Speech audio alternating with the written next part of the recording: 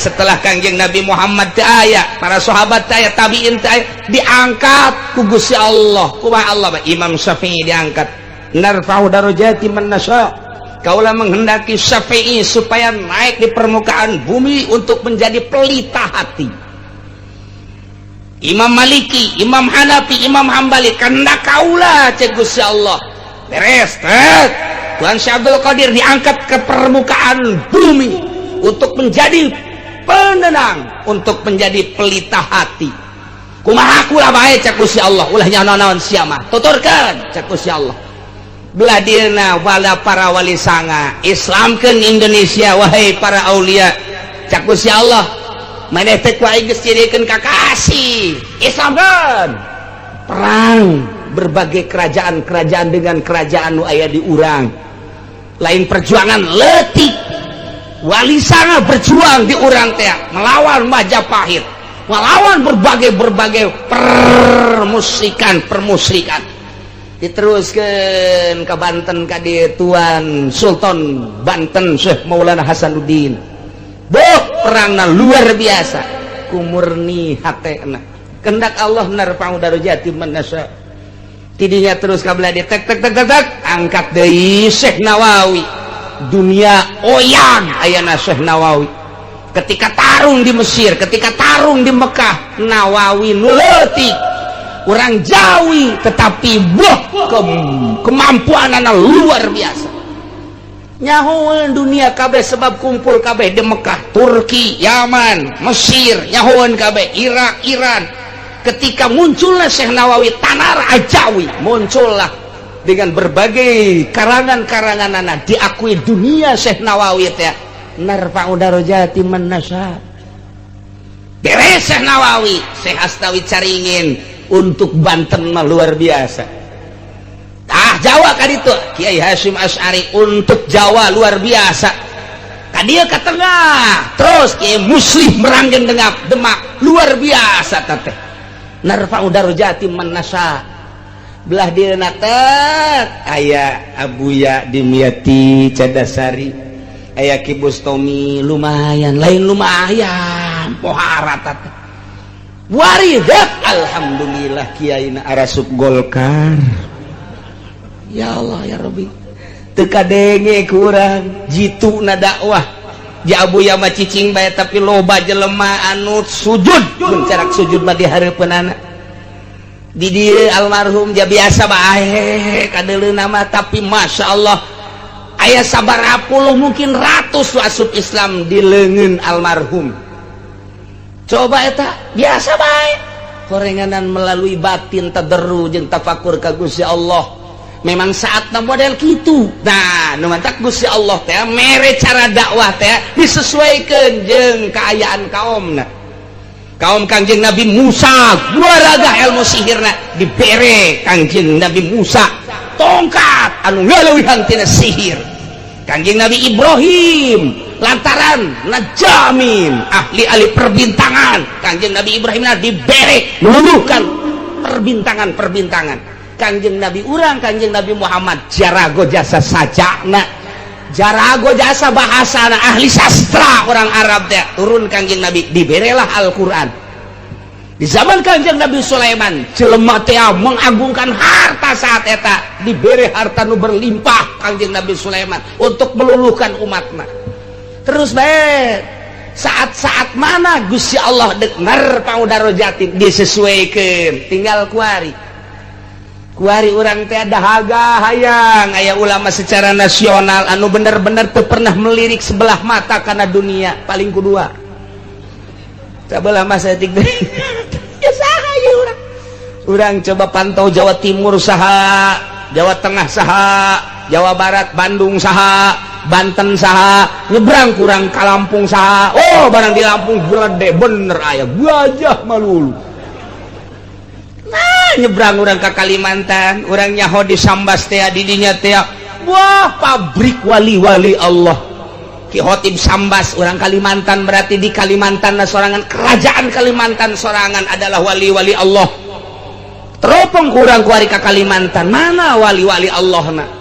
Ulah cerita wali halanan ulama anu muncul anu narfa'u darajati man nasanu ku urang kadeuleu ku mata kasat urang halanan can aya.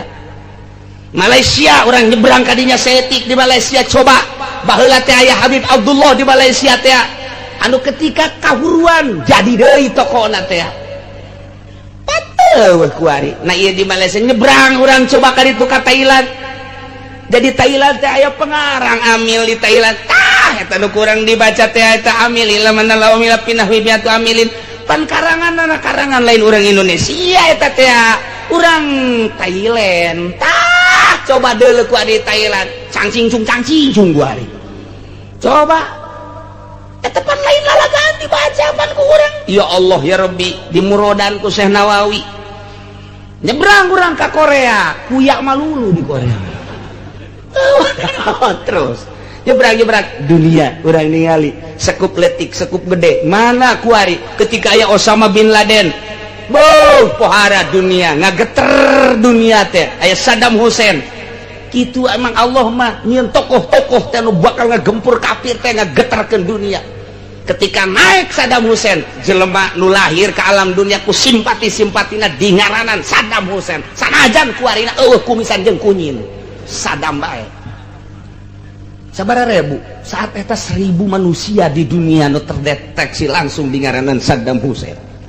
Nang saha eta simpati kitu lamun lain nang Allah moal bisa dijorekeun ku Amerika jelekan jorekeun tetep bae kaluhur bae. Sebab naon melawan kafirnya dengan perekonomian dilawan ku persenjataan siap jasa eleh menang lain urusan Allah nu boga urusan.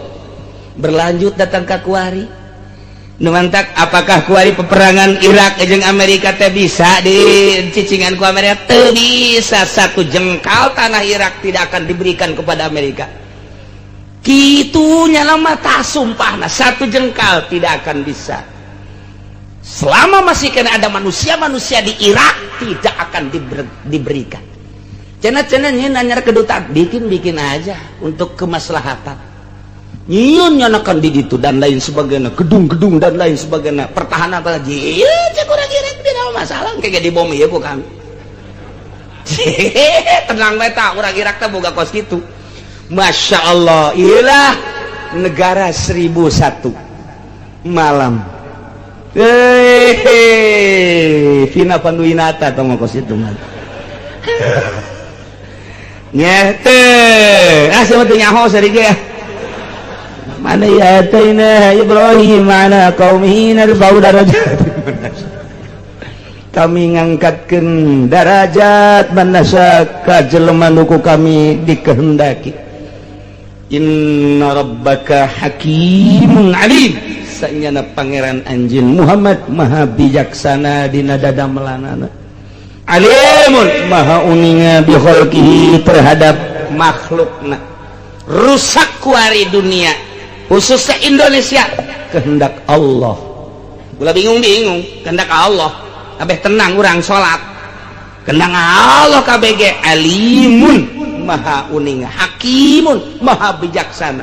Jalamun ku Allah diendeukeun mah aya hiji jelema nu gagah meureudanan siap ngalawan bangsa-bangsa nu brutal anu brengsek atuh mah kawasa Gusti Allah ngan henteu bae heurana encan wayah engke mah geus wayah mah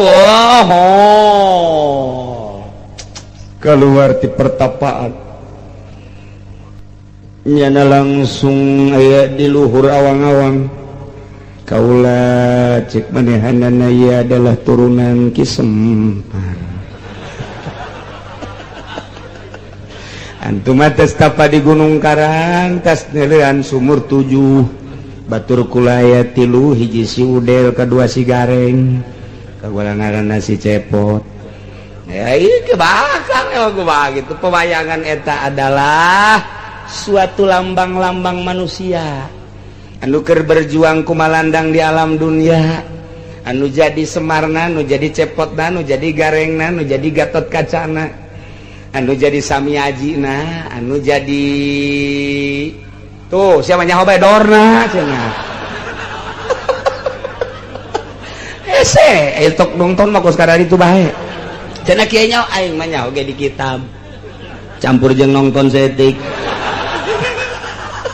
aya kitab lah mal aya lamun lain di kitab perwalian dibuka di dinya Semar asilna tina Samir bahasa Arab eta teh kos kitu teh aya hiji-hijina secepotna nu eta pan ku urang teh osok dihadiahan lamun urang hadiahna teh kitu sang yang wenang sang yang wening dan lain sebagainya eta anak Kangjeng Nabi Adam ke kuku lamun dicaritakeun dina ilmu perwalian Nur Cahyo dan lain sebagainya kadina terus kadina aya duwi